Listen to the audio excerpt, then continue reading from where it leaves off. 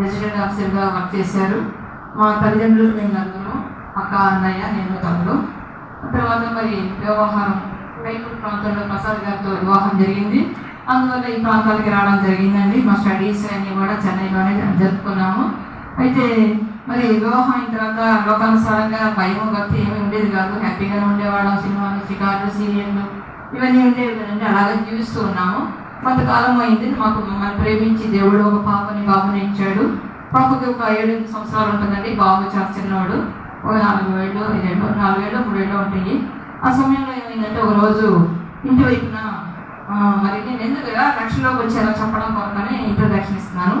ఈ రొయ్యలు అమ్ముకుంటూ నెత్తిని తట్ట పెట్టుకొని అమ్ముకుంటూ వస్తానండి.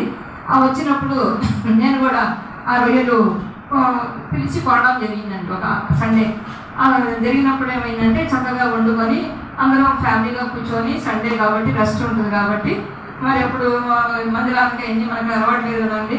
ఫ్యామిలీగా కూర్చొని భోజనం చేసుకున్నాం. మధ్యాహ్నం చేసుకున్న తర్వాత ఏమైందంటే ఆ రోజు సాయంత్రం అయ్యగారు ప్రసాద్ గారు బాగానే ఉన్నారు, పాప బాగానే ఉంది, బాబు బాగానే ఉన్నాడు. నాకు మాత్రం దద్దులు వచ్చేసినాయండి. పచ్చిరొయ్యలు కూర తిన్నాము. పోయి ఆ దద్దులు వచ్చేసినాయండి. పెద్ద పెద్ద దద్దులు, ఇంతంత దద్దులు, ఎర్రగా ఫుల్ బాడీ వచ్చేసినాయండి. మేము ఆ ప్రాంతానికి కొత్తగా వెళ్ళామండి, తాంబరం అనే ప్రాంతానికి వెళ్ళినప్పుడు అక్కడ మరి మాకే సరిగ్గా హాస్పిటల్స్ తెలియదు. అయ్యగారికి తెలిసి ఉండొచ్చు, నాకు అసలు తెలియదు. ఇక సాయంత్రం అయ్యాక ఇంకా ఎక్కువ వేదన అయిపోయిందండి. వేదన అయిపోయి ఆ దద్దుళ్ళు జ్వరలాగా వచ్చేసి ఒకటే భయంకరంగా దురదలు పుడుతున్నాయండి. ఆ దురదలు పుట్టినప్పుడు ఇంకేం చేస్తారు, నవర మంచం మీద ఉంటే దాని మీద పడుకొని ఈ గేదెలు, ఆవులు, చెట్లు, చావలు రుద్దుకున్నట్లు ఆ రాత్రి అంతా నేను రుద్దుకొని అలాగ పడుకోవడం జరిగింది. తెల్లారిందండి. మళ్ళీ స్కూల్కి, ఆఫీస్కి, అందరికీ అన్నింటికి వెళ్ళాలి కదండి. వెళ్ళిపోయాను. తర్వాత నేను ఎలాగో కొంచెం పర్మిషన్ తీసుకొని వచ్చి నన్ను హాస్పిటల్కి దగ్గర ఉన్న హాస్పిటల్కి తీసుకెళ్ళాను. నా జీవితంలో శోధన అలాగ మొదలైంది, అనారోగ్యం అలా మొదలైంది అనమాట. అలాగే సరే వెళ్ళాము, చూసాము, హాస్పిటల్కి వెళ్ళాము, చూసాము, ఎక్కడ తగ్గలేదు. మళ్ళీ ఇంకో డాక్టరు, ఆ డాక్టర్ పోతే ఇంకో డాక్టర్ అమ్మగారు, ఆమె బాగా చూస్తుంది, ఆయన బాగా చూస్తారని ఇలా 2-3 సంవత్సరాలు గడిచిపోయిందండి. కానీ నాకు రోగం తగ్గలేదు. నేను ఆ మందులు వాడి తమిళనాడు చీఫ్ మినిస్టర్ జయలలితమ్మ గారు మీకు తెలుసు, అలాగా అంత లావునైపోయాను మందులు వాడి. ఆ తర్వాత ఇక ఆ కొత్త ప్రాంతంలో ఉంటుండగా ఒక ఊరేగింపు వెళ్తున్నారండి. మరి sisters, brothers white and white వేసుకొని డబ్బు కొట్టుకుంటూ చిన్న ఊరేగింపు వెళ్తున్నారు. వెళుతున్నప్పుడు మాకు తెలియదు కదా, కొత్త ప్రాంతం కదా, ఇక్కడ ఏం జరుగుతుందండి అని పక్క వాళ్ళని అడిగితే ఇంటర్నేషనల్ లెవెల్లో పెంతెకోస్తు మహాసభలు ఇక్కడ జరుగుతాయండి ప్రతి సంవత్సరం 5 రోజులు. అవి వాటికి రమ్మని ఆహ్వానిస్తూ వీళ్ళు ఊరేగింపు చేస్తున్నారు అని చెప్పారండి. నాకు ఎవరికి చెప్పలేదండి.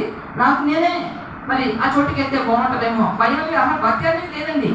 కానీ ఎందుకో నా మనసు ప్రేరేపించింది, నేను ఆ చోటుకి వెళ్తే బాగుంటుందేమో అనే ఉద్దేశంతో నేను ఏం చేశాను, మరి మా ఆయన అడిగినప్పుడు ఆయన నన్ను తీసుకెళ్ళడం జరిగిందండి. మొదటి రోజు చూసుకుంటే ఇక్కడ నుంచి చాలా దూరం అండి, దాదాపు 1 కిలోమీటర్ పైన ఉంటుంది. మీరు కొంతమంది వెళ్ళి కూడా ఉండొచ్చు. పెంతెకోస్తు మహాసభలు ఇరుగులూరు తాంబరం దగ్గర. ఆ యొక్క వెళ్ళినప్పుడు పరలోకం ఇలా ఉంటుందా అన్నట్లు ఆ యొక్క పందిళ్ళు, లైటింగ్ అన్నీ ఆ యొక్క ప్రాంగణం అంతా నాకు అనిపించింది. కానీ మేము వెళ్ళలేకనే జనం అంతా ఫుల్ అయిపోయారు. నేను ఎక్కడో చివరిలో ఉన్నాను. అయ్యో నేను వెళ్ళి ముందే వెళ్ళి ప్రార్థన చేయించుకుంటే బాగుంటుంది అనుకున్నాను. ఈ రోజు కుదిరేటట్టు లేదని చెప్పేసి, టైం అయిపోయిందని చెప్పేసి జనం చాలా మంది ఉన్న వల్ల ఇంటికి వచ్చేసాం. మళ్ళీ 2వ రోజు కూడా అడిగానండి, ఇవాళనే వెళ్దాం మనం అనేసి కొంచెం ముందుగా వెళ్ళలేకనే సగం మందిరం అనుకోండి, లాస్ట్ అనుకోండి, ఫ్రంట్ అనుకోండి, ఈ సగం పైనే ఉన్నారు. దాదాపు 30 ఉన్నారు. ఆ 30 ఉన్నప్పుడు ఏం చేయాలి, మరి ముందుకెళ్ళి ప్రార్థన చేయించుకోవాలని అలా పక్కన కూర్చున్నాను. సైడ్ కూర్చున్నానండి. సైడ్ కూర్చున్న దాన్ని జరుపుకుంటూ మొత్తానికి బలిపెట్టు ముందుకి చేరుకున్నాను. కూర్చొని ఎలాగైనా ఈ రోజు వెళ్ళి ప్రార్థన చేసుకోవాలనే విశ్వాసంతో వెళ్ళాను అనమాట. అలా వెళ్ళి కూర్చున్నప్పుడు మరి బ్రదర్స్, సిస్టర్స్ చాలా మంది, 200 మంది 300 మంది ప్రార్థన పాడేవాళ్ళు వాళ్ళందరూ ఉన్నారు. ఆ తర్వాత మాకు ప్లేస్ ఇచ్చారండి. ఆ తర్వాత అందరినీ చివరిలో పిలిచారు, ఏదో వచ్చి ప్రార్థన కావాలి రండి అని. మరి పెంతెకోస్తు పాస్టర్లు మరి ఎన్ని రోజుల నుంచి ఉపవాసాలు ఉన్నారు, మాకైతే తెలియదండి. ఒక 30-40 మంది పాస్టర్లు ఇలా బలిపీఠం మీద నిల్చొని ఉన్నారు జనానికి ప్రార్థన చేయడానికి. నేను కూడా అందరిలో గుంపులో నేను కూడా ముందుకెళ్ళి అయ్యా స్కిన్ అలర్జీ అయ్యా అని చెప్పాను ఇంగ్లీష్లో. చెప్పిన వెంటనే ఆయన నాకు తెలియదండి, పేరు తెలియదు, ఏమీ తెలియదు, వచ్చి తల మీద చేయి పెట్టి ప్రే చేశారు. జస్ట్ సెకండేనండి. చేసిన వెంటనే నేను మామూలుగా ఇలా ప్రార్థన చేయించుకొని ఇంటికి వచ్చేసాను. ఇంటికి వచ్చేదాకా ఆ రోజు బాగా పొద్దుపోయిందండి, 12 వస్తుంది, 11:30, 12 వస్తుంది. ఇంటికి వచ్చి బీరకాయ కూర వండుకున్నాను. నాకు బాగా గుర్తు. మరి రోజు టాబ్లెట్స్ వేసుకోవాలండి. దాదాపు 2-3 ఏళ్ళుగా టాబ్లెట్స్ వాడుతున్నాను. టాబ్లెట్ వేసుకుంటేనే లేవగలను, లేచి ఇంటి పనులు చేసుకొని పిల్లలకి ఆయనకి భోజనం కట్టి పంపగలను. ఆయన వాళ్ళు వెళ్ళిపోయిన ఉంటే మనం తీసుకుని పడుకుంటా, జ్వరం వచ్చేస్తుంది అనమాట. సరే అని చెప్పేసి ఆ రాత్రి టాబ్లెట్స్ మింగడం మర్చిపోయానండి. మళ్ళీ మరుసటి రోజు ఉదయాన్నే మళ్ళీ అందరిని పంపించేసాను. టిఫిన్ చేసేసి టాబ్లెట్స్ వేసుకోవడం మర్చిపోయాను. సరే రెండో పూట అయిపోయింది, మధ్యాహ్నం అయిపోయింది. మధ్యాహ్నం అయిపోయిన తర్వాత మళ్ళీ అందరూ సాయంత్రం వస్తారు కండి పిల్లలు 3-4 గంటలకి.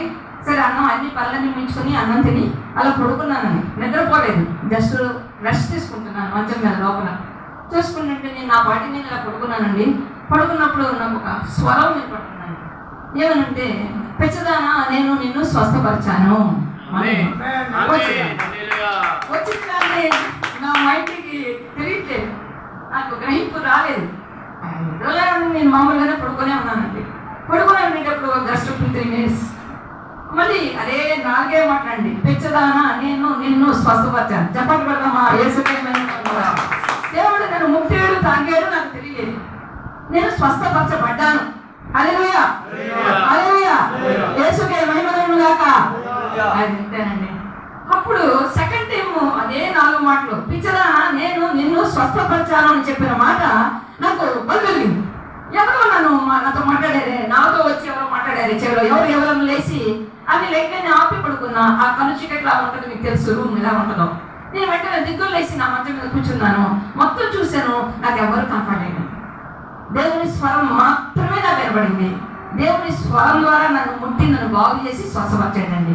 నా జీవితంలో రోజు దాదాపు ఒక 12 టాబ్లెట్లు కనీసం వేసుకోవాలి. ఉదయం 5, సాయంత్రం 5, మధ్యలో 2. ఆ యొక్క టాబ్లెట్స్ అన్ని కూడా ఏమైపోయిందో నాకే తెలియదండి. వెంటనే కూర్చొని నేను ఏడుస్తున్నాను. అది ఆనంద బాష్పాలో తెలీదు, కన్నీరా తెలీదు, నాకు ఏదో తెలీదు, ఏదో ఒక ఇది. అప్పుడు నా ఒళ్ళు చూసుకుంటే రాత్రి నేను టాబ్లెట్స్ వేసుకోలేదు, ఉదయం టాబ్లెట్స్ వేసుకోలేదు, ఇప్పుడు టాబ్లెట్స్ వేసుకోలేదు, కానీ ఒక దత్తులు లేదే.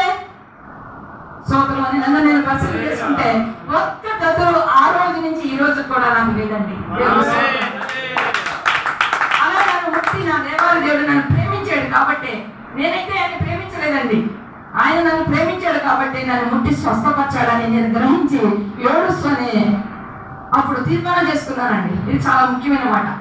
ఆ జరిగిన వెంటనే నేను తీర్మానం చేసుకున్నా, యేసయ్యా నేను నీ సన్నిధానానికి వెళ్ళాను, నీవు నన్ను ప్రేమించి నన్ను ముట్టి బాగు చేశావు, నేను నమ్ముచున్నాను, నీవే బాగు చేశావు, నీవే స్వస్థపరిచావని నేను నమ్ముచున్నాను.